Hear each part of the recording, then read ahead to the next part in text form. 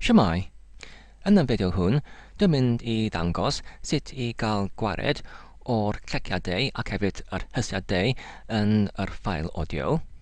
Dwi'n yn defnyddio yr feddalwedd sydd yn rhad ac yn ddim, ac hefyd yn tarddiad cod agored sydd yn galw audacity. Ac yn y feddalwedd audacity, mae gyda fi hefyd ffail audio sydd yn wal iawn hefyd yn yr ansawdd o'r recordiad. Dwi'n mynd I chwarae yr ffail, ond mae angen I mi I rhybuddio. Mae'r recordiad yn cynnwys llawer o cleciadau ac hefyd o hysiadau. Shwmae?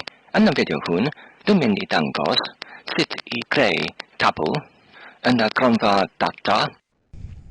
Sut wedyn I gwellai yr ansawdd o'r sain yn y recordiad yna? Wel, rydyn wedi treulio ychydig o amser yn archwilio am amrywaith o'r offrennau dan yr dewisiad effect ar y prif diwyslein yma.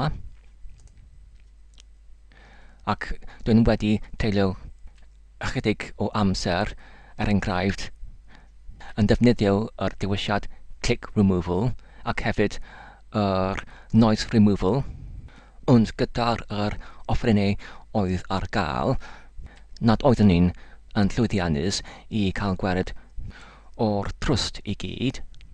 Felly, wedi ychydig fwy o'r archwiliad ar yr wefan, rydyn ni'n gallu dod I hyd o'r dudalen hon, ynglyn at yr ystyniadau, declicker ac hefyd deesser ar gyfer audacity.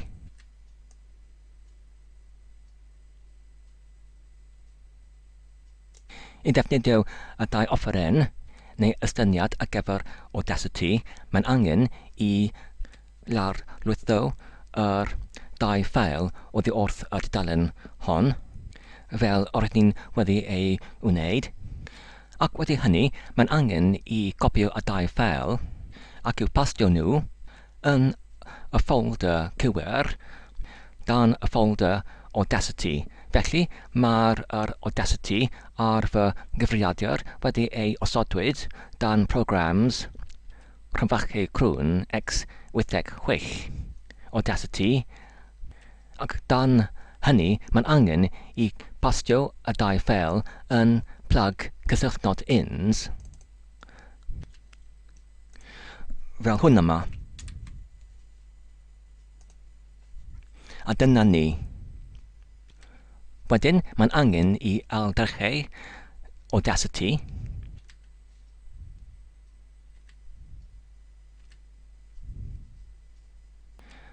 Ac wedyn, os dwi'n yn gwneud hynny, wedi ddechrau yr audacity os dwi'n unwaith eto yn diwys yr dewisiad effect oddi wrth y prif diwyslein. Mae'r opsiynau declicker ac hefyd deesser yn dangos ar yr diwyslein. Dyma y gosodiadau gan gwall ar gyfer yr offeren neu ystyniad deesser pan dwi'n yn ysodi yr ystyniad deesser ar gyfer y gyntaf tro. Ac hefyd, dyna'r gosodiadau ar gyfer declicker pan dwi'n yn ysodi yr ystyniad declicker am y gyntaf tro. Mae'n defnyddio I nodi lawr yr gosodiadau gan gwall os ydyn eisiau I dachwelyd i'r gosodiadau gwreiddiol. Ond wedi treulio ychydig o amser ar arbrawf yn y gosodiadau ar gyfer deesser ac hefyd declicker I gael gwared o'r trwst o'r cleciadau ac hefyd yr hysiadau, cyrraeddais at y gosodiadau hyn fel y gorau I wneud hynny.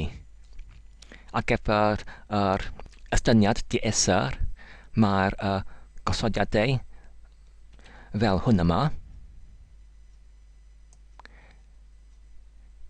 Ac ar gyfer yr ystyniad declicker, mae'r gosodiadau fel hwn yma.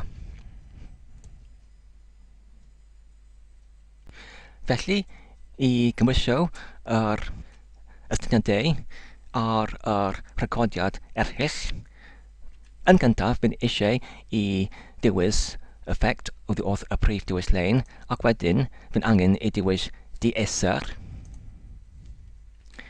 ac fydd angen i newid y gosodiadau ar gyfer step size i 9.dim, ar gyfer threshold i 9 36, ac wedyn fydd angen i clicio ar y botwm OK.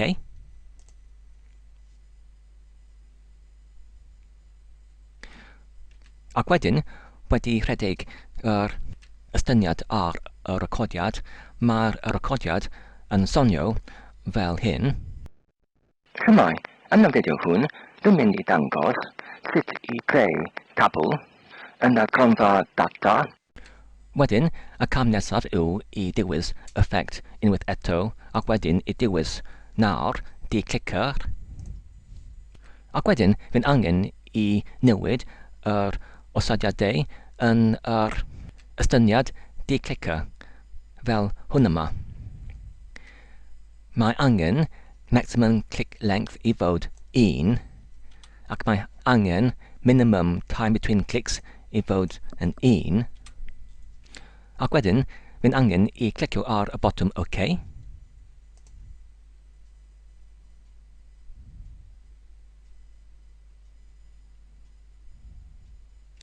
Ac wedi cymwysio yr ystyniad declicker ar y recordiad, mae'r recordiad yn sonio fel hyn.